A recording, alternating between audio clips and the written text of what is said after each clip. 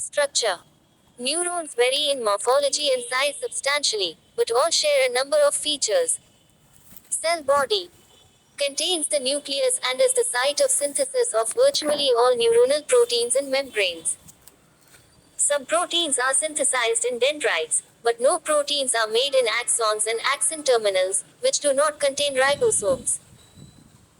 Proteins and membranes that are required for renewal of the axon and nerve termini are synthesized in the cell body and assembled there into membranous vesicles or multiprotein particles. 4. Perikaryon, cytoplasm surrounding the nucleus. Axon, generally the output of the neuron, specialized for the conduction of a particular type of electric impulse, called an action potential, outward, away from the cell body toward the axon terminus. An action potential is a series of sudden changes in the voltage, or equivalently the electric potential, across the plasma membrane.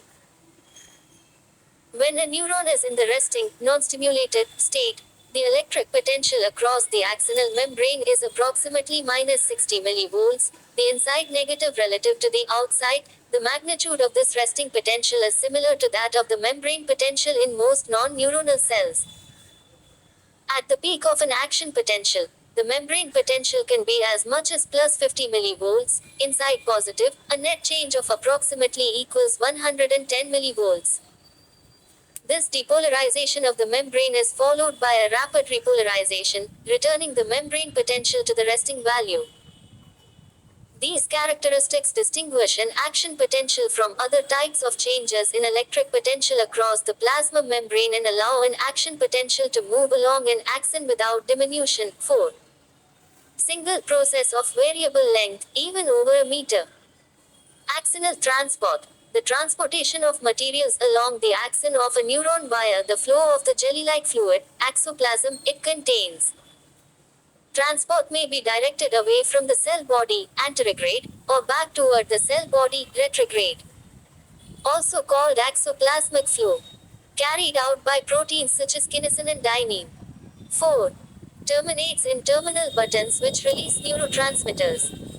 Most of the volume of our brain is occupied by axons, which form a complex network called white matter. Like a maze of airways linking cities around the world, white matter manages communication and coordination between the various areas where populations of neurons process information.